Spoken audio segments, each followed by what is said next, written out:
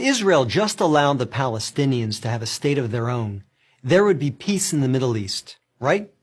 That's what you hear from UN ambassadors, European diplomats, and most college professors. But what if I told you that Israel has already offered the Palestinians a state of their own, and not just once, but on 5 separate occasions? Don't believe me? Let's review the record. After the breakup of the Ottoman Empire following World War I, Britain took control of most of the Middle East, including the area that constitutes modern Israel. 17 years later, in 1936, the Arabs rebelled against the British and against their Jewish neighbors. The British formed a task force, the Peel Commission, to study the cause of the rebellion. The commission concluded that the reason for the violence was that 2 peoples, Jews and Arabs, wanted to govern the same land. The answer, the Peel Commission concluded, would be to create 2 independent states, one for the Jews and one for the Arabs, a 2-state solution. The suggested split was heavily in favor of the Arabs.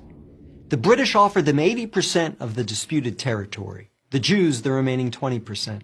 Yet, despite the tiny size of their proposed state, the Jews voted to accept this offer, but the Arabs rejected it and resumed their violent rebellion. Rejection number 1. 10 years later, in 1947, the British asked the United Nations to find a new solution to the continuing tensions. Like the Peel Commission, the UN decided that the best way to resolve the conflict was to divide the land. In November 1947, the UN voted to create 2 states. Again, the Jews accepted the offer, and again, the Arabs rejected it. Only this time, they did so by launching an all-out war. Rejection number 2. Jordan, Egypt, Iraq, Lebanon, and Syria joined the conflict. But they failed.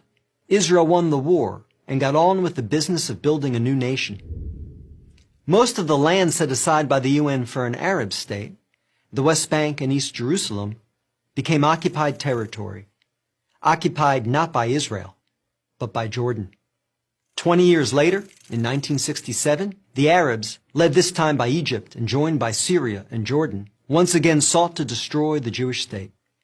The 1967 conflict, known as the 6-Day War, ended in a stunning victory for Israel. Jerusalem and the West Bank, as well as the area known as the Gaza Strip, fell into Israel's hands. The government split over what to do with this new territory. Half wanted to return the West Bank to Jordan and Gaza to Egypt in exchange for peace. The other half wanted to give it to the region's Arabs, who had begun referring to themselves as the Palestinians, in the hope that they would ultimately build their own state there. Neither initiative got very far.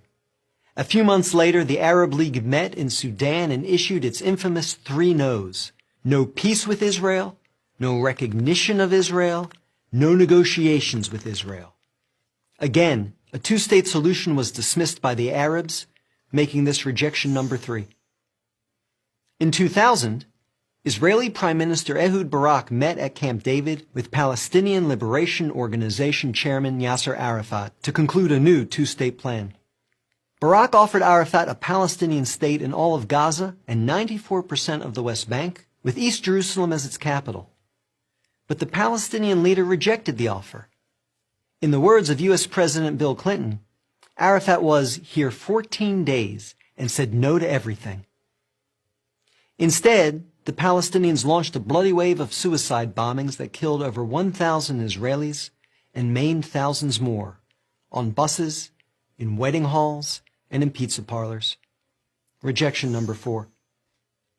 In 2008, Israel tried yet again. Prime Minister Ehud Olmert went even further than Ehud Barak had, expanding the peace offer to include additional land to sweeten the deal. Like his predecessor, the new Palestinian leader, Mahmoud Abbas, turned the deal down. Rejection number 5. In between these last 2 Israeli offers, Israel unilaterally left Gaza, giving the Palestinians complete control there.